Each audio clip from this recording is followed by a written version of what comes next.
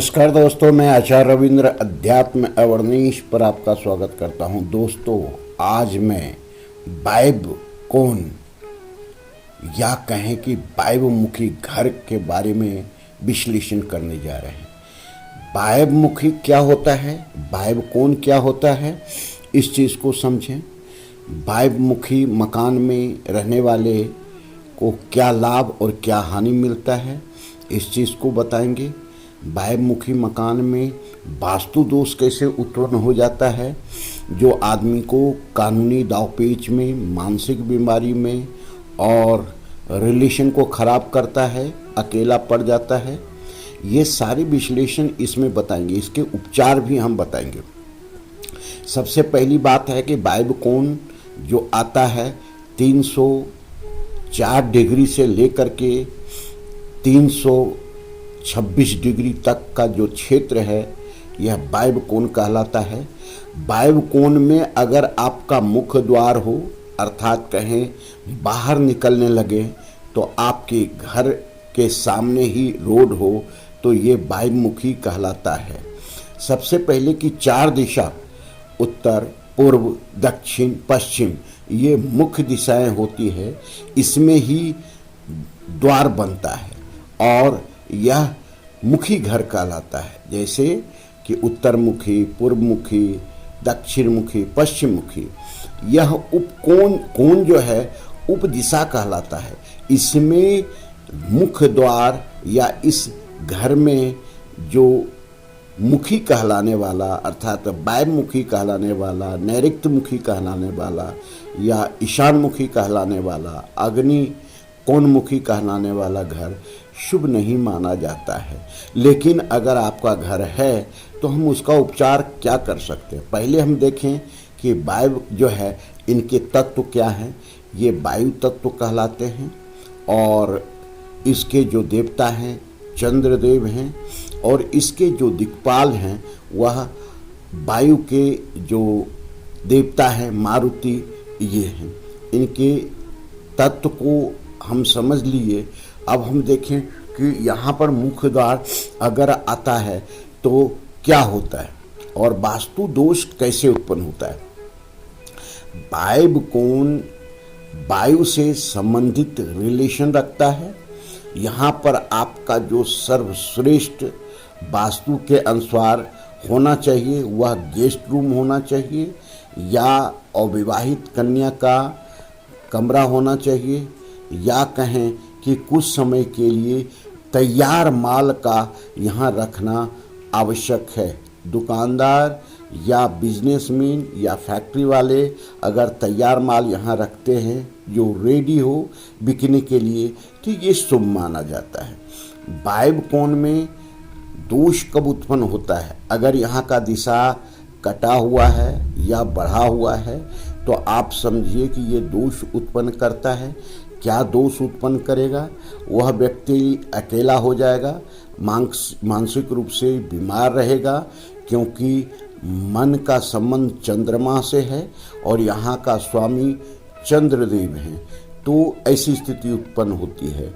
या कहें कि ये यहाँ अन्य दिशा से अधिक उठा हुआ भाग है और यहाँ पे कटा हुआ भाग है, तो ऐसी स्थिति में कानूनी दावपेच में वहाँ के रहने वाले मुखिया अधिक रूप से फंस जाते हैं। वायव्य कोण में हम कभी भी क्या रखें क्या नहीं रखें, इस चीज़ को समझना आवश्यक है। वायव्य कोण में हम कभी भी यहाँ पे जो है मास्टर बेडरूम नहीं रखना है। आपको यहाँ पर कभी भी हमको जो है सो गेस्ट रूम जो रखते हैं वह परमानेंट नहीं रखना है। यहाँ पर कभी भी अंडरग्राउंड टैंक नहीं रखना है, ओवरहेड टैंक नहीं रखना है। यहाँ पर मुख्य केंद्र में, वायव्य केंद्र में टॉयलेट नहीं रखना है।